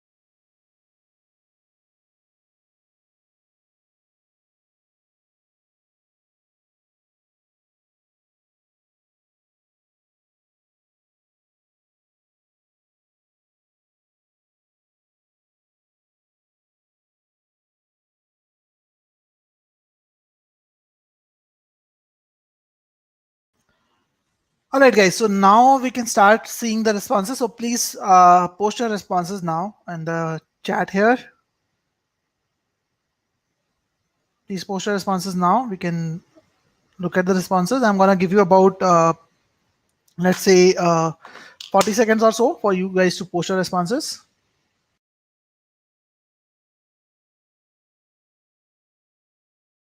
Okay, so I see some responses. Harsha says it's C, Shayan says E, Shita says E. Okay, Shayan says A, sorry. Harsha says C again, okay. What about others? Let's wait for a few more responses to come. And then we are gonna solve this question quickly. Again, most likely sim simpler question than the ones that we have solved till now. Let's still see.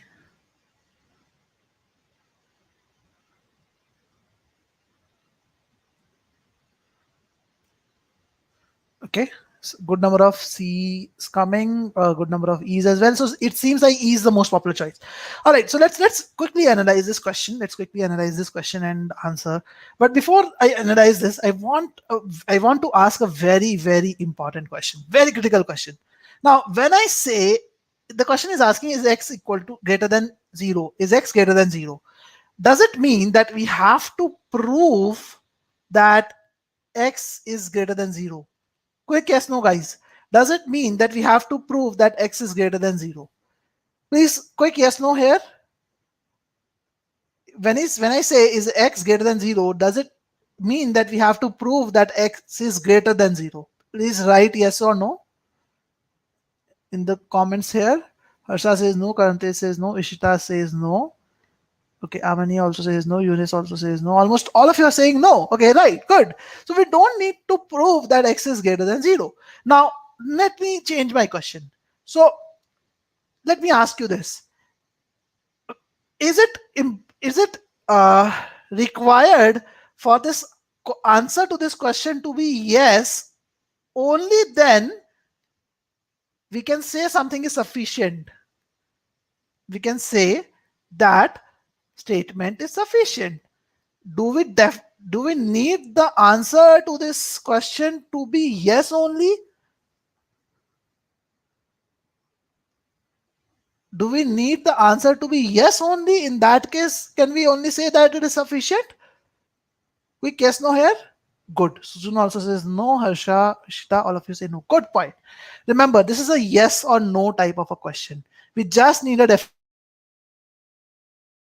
definitive answer. Good point, Harsh. We just need to know a definitive answer. It is okay if the answer is yes or no. It just needs to be definite. We just need to know whether it is yes or no.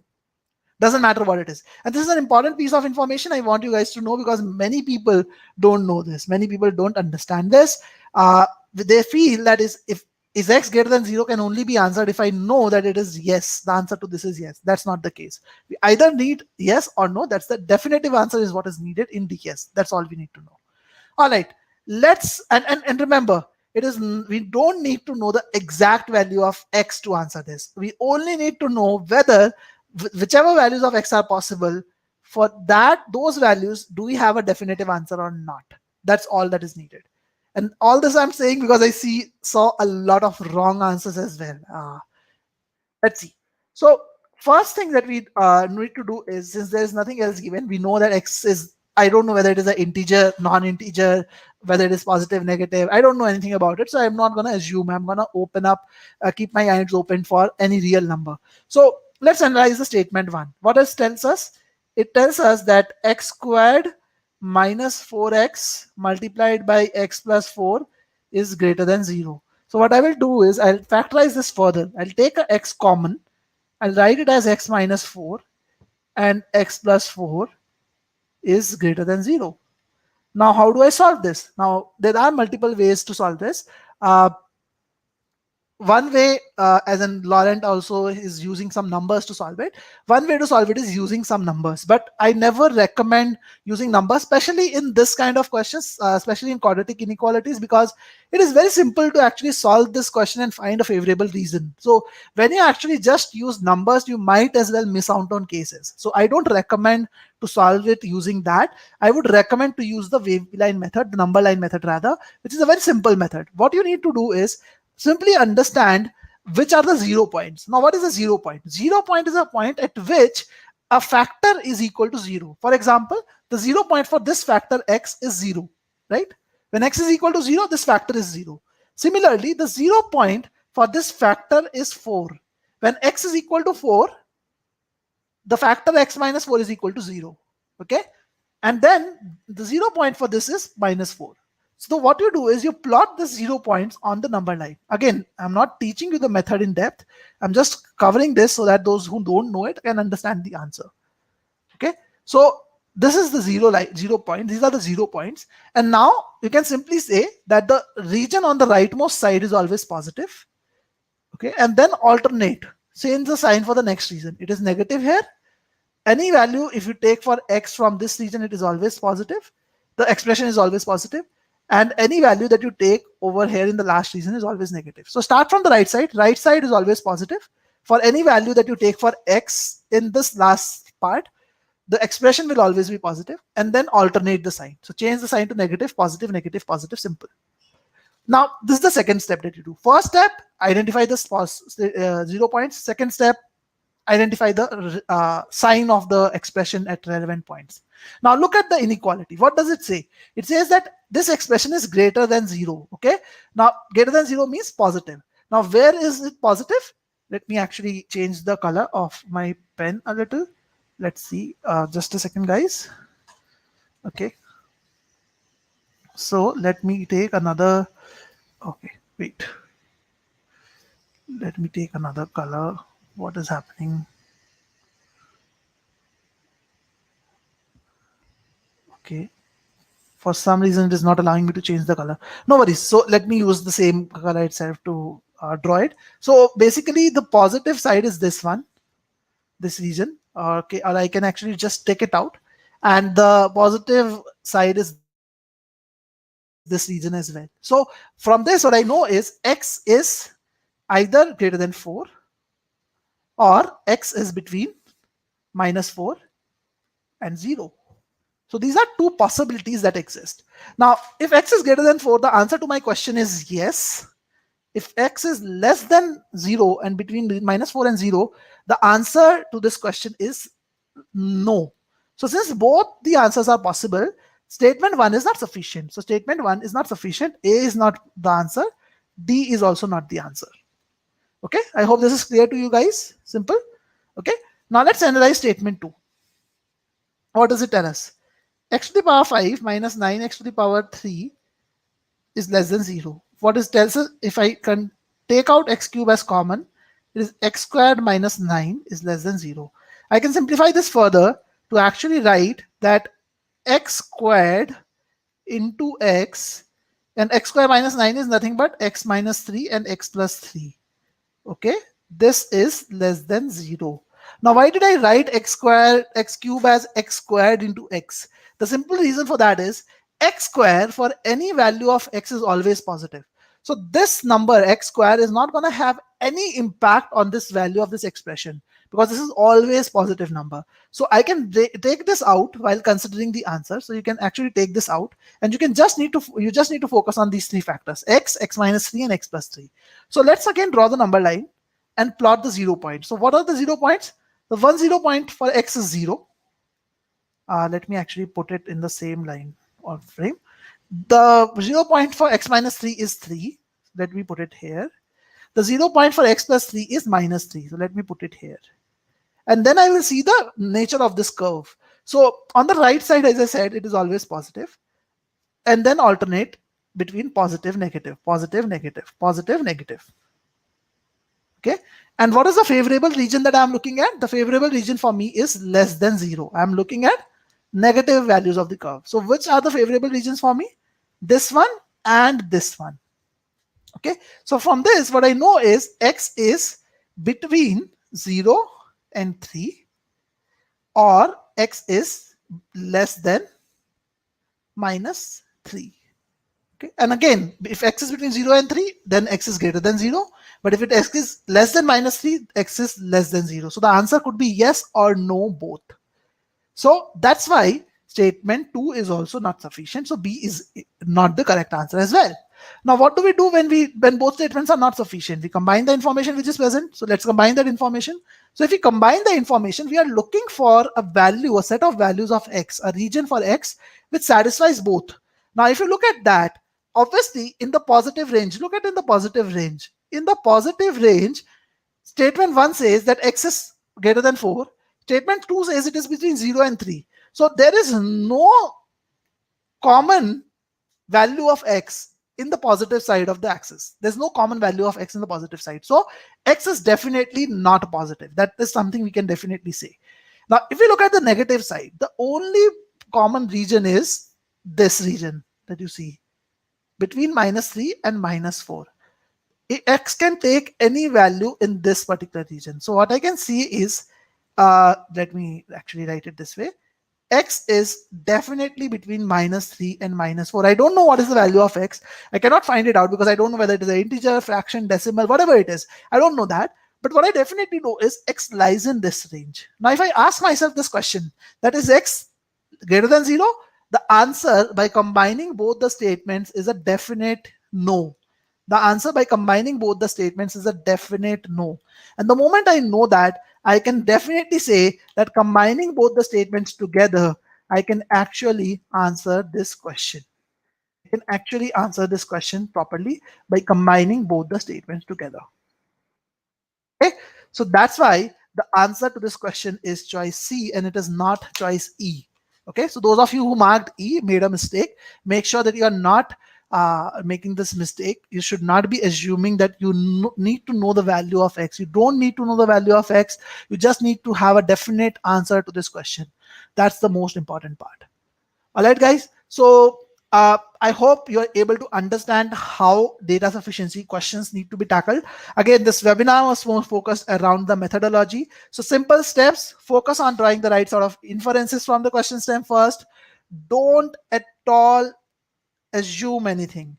Remember that. Don't at all assume anything when you're drawing the inferences. Simplify the question stem and understand what is really required to ask the question. Okay, understand what is really required to solve the question, rather not ask the question, solve the question, and then analyze the statements individually. Okay, I hope this was helpful. I'm seeing Devi says this method was really helpful. Thanks for sharing. Devi, again, there are more methods which we have actually talked about in our course, so you can actually go through that. And I have another important part to talk about. So Ishita is asking, please explain combining 1 and 2 again. So okay, Ishita, very quickly I'm going to explain that for you. So think of this, that from 1 and 2, combining 1 and 2, we need to find a common area, right? We need to find an area which is common for like value of x which satisfies both statement 1 and statement 2. Now look at the positive side of this axis. Okay, look at the positive side of this, like positive side of the number line. Okay, basically anything greater than 0.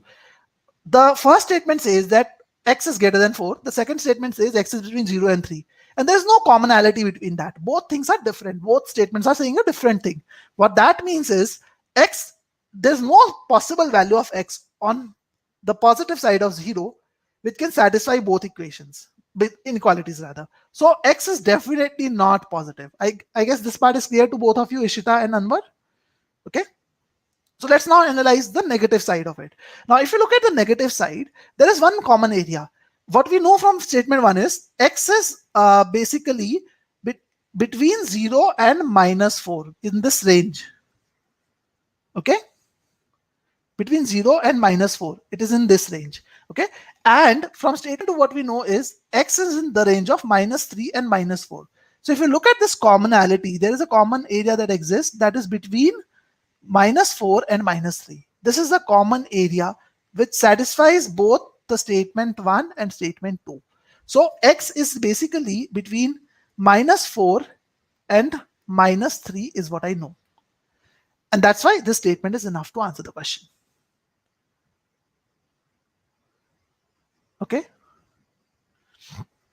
So Rahul has a question. Let's assume the factorization resulted in x squared into x minus 3 into x plus 3. Will we still omit x squared? So basically, Rahul, you can still omit x squared. Doesn't change a thing. So if you have, instead of x cube, if you have x squared, you can omit it, because x squared is a positive square. Is always positive. So it doesn't really matter. It doesn't really play any role. You will always get the answer.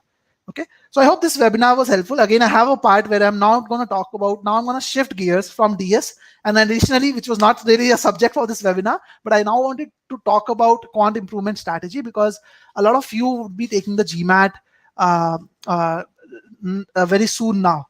So I want to make sure that you guys understand that part.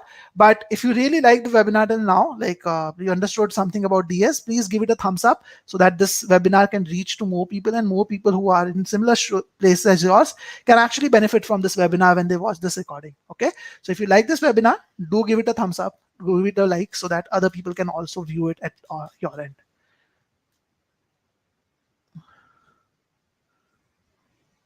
Okay. On 2, Laurent says, isn't the inequality x greater than x less than 0 instead of 0 to x 3?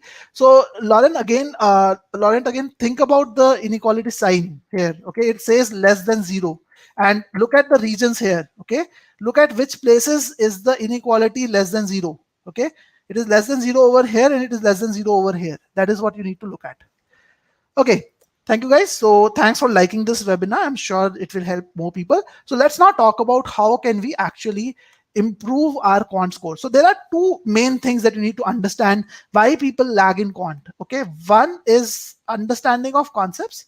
The second is having some skill gaps. Okay, skills or application gaps. So you need to cover both these things in order to reach a higher score. Now, obviously, for those of you who are around that quant score of, let's say, 45 plus, they are mostly having skill gaps. They're not having as much concept gaps. But uh, anyone whose score is less than 45 will be having more concept gaps than skill gaps. Both are a problem for people who have a score of less than 45. For people whose score is greater than 45, are mostly struggling with skill gaps. So I'm going to talk about both of them. I'm going to talk about people who have concept gaps first, how to work on those concept gaps, and then I'm going to talk about the skill gap related thing. However, again, understand I'm going to give some generalized information which may not be as personalized as you think it should be. So if you want to have a detailed discussion with me separately about your performance, in general about content verbal, you can always use this link to schedule a discussion with me free of charge. You can use this link to schedule a one-on-one call, and I'm gonna talk about it in general. How can you improve upon your concept gaps first?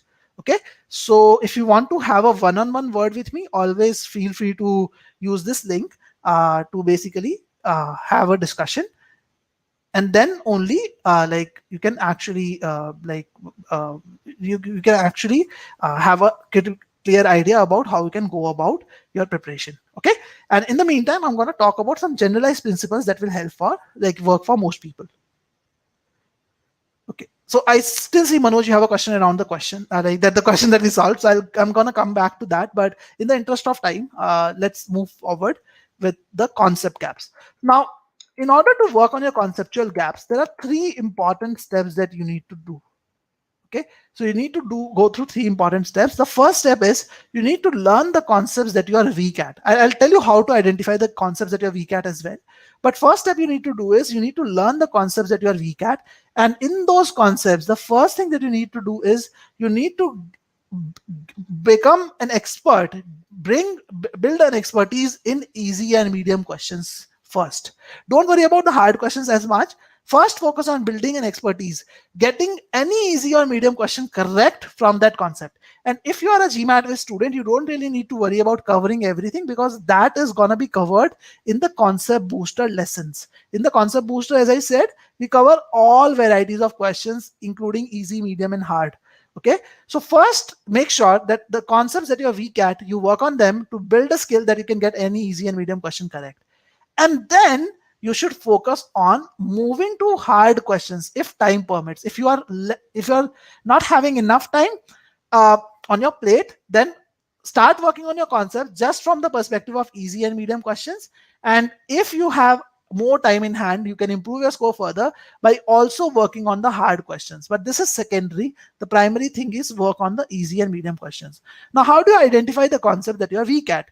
Now, if you're a GMATWhiz student, it is very easy for you. You just work on our quizzing platform and take some quizzes up. And in the quizzes that you have, we will actually automatically create an error log for you where you can actually get in-depth analysis of every single topic. So you can see in number properties, we show you auto your various accuracies in PS and DS questions. We also give you timing data.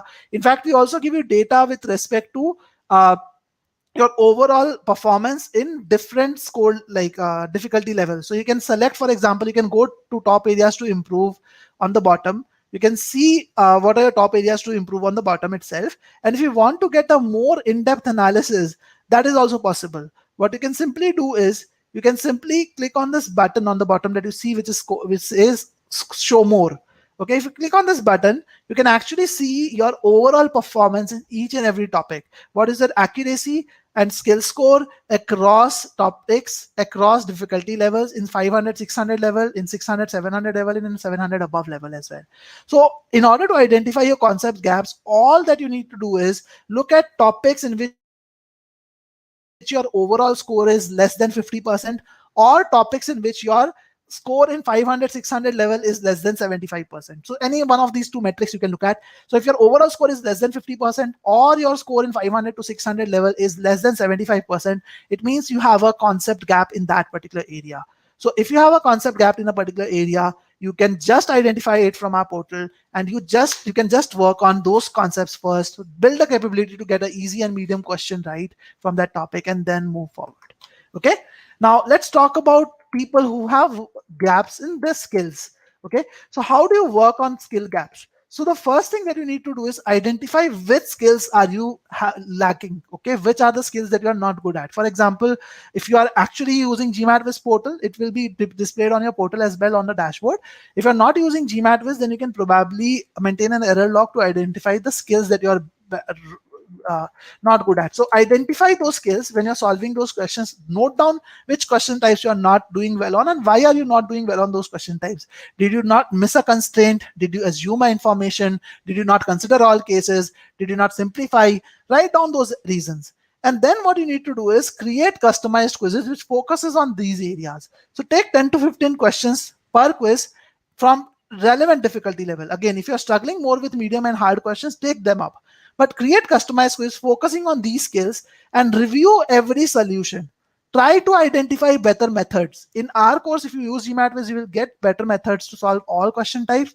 Try to identify those better methods and follow this process iteratively. Continue identifying gaps, follow this process iteratively to take your learning to the next level. This is very, very important, guys. I can't stress on this enough. It is very important that you do this iteratively and work on your skill gaps. This is more important for people who are in the score range of 45 or more. Okay. So make sure you do that. And if you're a GMATWhiz student, again, identifying your skill gaps are very easy. You can see I'm just showing you a dashboard view. You can actually see we are telling you the score in various areas, and we are actually showing you the skill gaps as well. That, okay, if you look at this student, he's weak at considering cases, but in other skills he is good at. So he's not considering all the cases. You can also see other skills like utilizing constraints and all of that. But right now, the student is only having issues with considering cases, and that's one of the biggest reasons why his accuracy in DS is also low. Okay, so this is one way of identifying the skill gaps. If you're a GMATWhiz student, it will be very, very easy for you. If you're not a GMATWhiz student, you can always do that later through your error log. Okay, so in order to summarize, again, Laurent, I'm going to take up your question and other things, and Lovesh also, I'm going to take up your question. I'm ignoring them for the moment because I want to actually end the webinar, and in the Q&A part, I'll take up your questions. So to summarize, step one is to work on areas where concept gap lies. Get 100% accuracy in easy and medium questions. Then learn the right methodology to solve topics where you are spending excess time. So what you can do is group the topics into two groups, less than 70% and more than 70%. In areas where your score is less than 70%, you need to work on concepts as well as application, as well as on methods. In areas where your score is greater than 70%, you need to just work on building the right application skills. Okay. Step 3 is basically after you're done with that, you can actually take sectional tests to improve timing across accuracy levels. And remember, No mistakes are silly mistakes. We always give ourselves, many a times we give ourselves this excuse that I got this question wrong because I made a silly mistake. Otherwise, it was not a fault. Make sure you identify the reasons behind those silly mistakes. It could be, most likely it is because you're not spending enough time on the question stem. You're rushing through it. Deep dive to find the root cause and focus on basically identifying why are you weak in those areas that you're weak at. Okay, always work on identifying that. Always work on improving your skills on each question that you solve, and that's how you will improve. So if you have any other questions, I'm opening it for an open-ended Q&A now. You can always come and reach out to me on piyush@gmatwiz.com. I'm also sharing the link to schedule a one-on-one call with me. If you guys want to have a call with me later on, discuss your strategy, you can use this link to schedule a call with me, or you can reach out to me on WhatsApp as well. My number is shared over here. And I'm now opening it up for an open-ended Q&A. Please feel free to ask any questions that you have. And if you like the webinar, do give it a thumbs up so that more and more people are able to benefit from it. Okay. So Lavesh says, sir, I want to go through adaptive full length test series. Does GMATWhiz provide that? So Lavesh, we do have full length tests for verbal and quant. We can take sectional tests for verbal and quant on our platform, and we also provide you score prediction based on your performance. But these tests are not adaptive in nature. They are created in a way that you will get the right mix of difficulty levels, which a 700 plus scorer will get. Okay, but they're not adaptive. The difficulty level like will not be in adaptive nature, but it's a good mix. And we do our own, like we have our own formula to predict your scores, and our scores are generally pretty precise. Like our students have reported scores within 10 to 20 points of what we predict, but it's not adaptive, as I said. Okay, let's take up the question from Lauren. How did you know to alternate between positive and negative when drawing the zero of the on the factored equation? You went positive to the right and then positive, negative, positive, negative. How did you know that? Okay, so Lauren, again, that's a concept. We're not supposed to teach any concept here, but let me quickly go back to it. So it's simply put, you can actually remember this if you want to. If you want to understand the logic, I can quickly tell you that as well. But if you draw all the 0 points on the number line, then you just need to know that on the rightmost region is always positive. Any region after that, the next region is negative, and then it is positive and negative. That's how it is. Now, why is it so? Simply put, the reason is, if you take a value which is more than 4, all these factors that you see over here will be positive. If all of them are positive, the product is going to be positive only. And that's why I know that this is going to be positive here. If I take x, any value of x from this range, it is always positive. Now, the moment you take a number between 0 and -4, any number from here, what happens is only one factor, which is x minus 4. This factor will become negative, but these two factors will still remain positive. Now, since one factor is negative, only one odd number of factors is negative, the value of this expression will change to negative, and so on. So you can extend this logic if you want to get it under a better understanding. But in short, that's what it is. Okay, let me take up any other question that you had. So again, I'm going to take you back, guys, to this Q&A part. Okay, Utkarsh is 3 days to go for the test. I'm currently scoring around 620 in the. Okay, where did Utkarsh question go? Okay, 620 in mock. Do you think it is enough to reach 700 point if I dedicate full day to study? I have taken off from work. So Utkarsh, again, it depends on what you have done till now, how you have prepared, and like how many weak areas you have in quant and verbal. So I would recommend you to schedule a discussion with me one-on-one. That way I'll be able to give you a much better estimate, because there are many questions that I would like to like get answers on in order to help you better. Okay, so other people, please feel free to write any questions that you might have from me. I'll definitely take them up. In the meantime, I'm just making one small announcement. Those of you who are struggling in verbal, if your guys are struggling in verbal, we are actually launching a verbal crash course. This is an advanced verbal crash course, ideal for people who want to score V40 plus in a very short period of time. We are launching this crash course this week itself. So in this crash course, this is a unique course in which we are actually giving you a mix of live classes plus a very detailed online course. So basically what it does is it basically allows you to, on the weekdays, learn from the online course, There is a homework which is assigned to you before every session that happens. So you learn from the online course, in which you get 50 hours of video lectures, pre-recorded video lectures on all the topics that are tested in GMAT Verbal. Uh, and there are a good number of questions as well, practice quizzes, concept boosters that you solve with them. So on the weekdays, you learn from the online course, complete your homework, and on the weekend, you will have live sessions on the same topics from experts focused on all areas of verbal. There are 12 live sessions that we are conducting, which will be for a combined time of about 30 hours. And in this sessions, we are going to solve 700 plus level questions, and we are going to focus on the methodology, how you should approach each question, and we are going to cover all important varieties of questions that are tested on GMAT from every single topic. And the best part about it is this course will help you complete the entire syllabus by mid of December and get to your target score much faster than anything else. And special prizes being offered. This is a Diwali discount that we are still running, and it's only available for the first 10 students, and then there are only 2 slots available in the first 10, as in 8 students have already enrolled. So if you really want to subscribe to this course, you can check this course out. I'm just going to share the link to check this course out in the chat here, so you guys can use this link to check out this course at your end. Okay, so this is a very important course for people who want to improve their verbal performance, and this is just a verbal crash course overall. So you guys can look at this link over here to check out this course. All right, and I don't see any other questions. So Utkarsh, I'm happy that you're able to benefit from this webinar. Okay, specific question I got: Q50, Q49, Q15 official mark 1, 2, 3. Based on my experience, do you think I can expect similar difficulty in actual exam? So again, Devi, generally the official mark 1 and 2 are slightly simpler than the actual test, and even 3, 4, 5, 6 may be slightly simpler. So your score can vary 1 or 2 points here and there. It's always possible.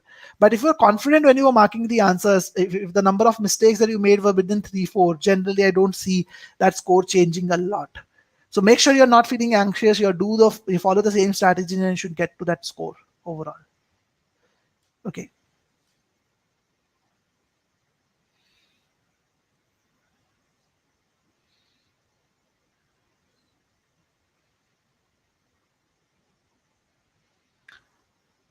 So again, Manoj had a question related to the last question that we did. Manoj is saying, when we combine both the informations, we can say that X is positive because it is either between 4 and 3, or after, it's either after 4 and between 0 and 3 is probably what you meant.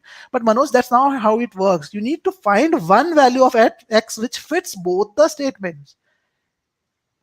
The value between 0 and 3 only fits statement 2, and the value from 4 onwards only fits statement 1. Since there's no common value of X which fits both the statements, there is no value of X which is positive. Okay, understand it that way. All right, so I don't see any other comments, any other questions from you guys. So I'm happy to know that I could help. If you really like the webinar, again, give it a thumbs up so that more people are able to benefit from this webinar. And if you have any other questions, feel free to let me know. I'm going to share my contact details again. If you want to touch base with me later on, separately, you can always do that. And I would request all of you to apply the strategies that we discussed today, because those strategies are going to be a real game changer. Okay, so Devi, the duration of the crash course for verbal is basically the live sessions are valid for 4 weeks. They will be running for 4 weeks starting from this weekend, and the online course is going to be valid for 3 months. In case some people want to access it for a little longer to revise and practice, the online course is gonna be valid for 3 months, and you will have the recordings of all the live sessions. So that also you can access for 3 months in the online course. Okay. I hope that answers your questions, Devi.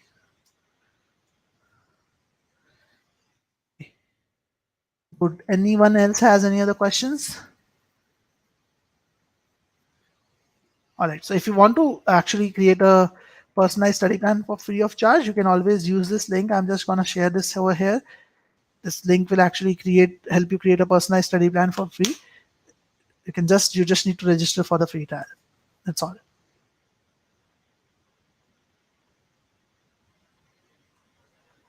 Okay. I'll wait for maybe 1 more minute to see if anyone else has any other questions.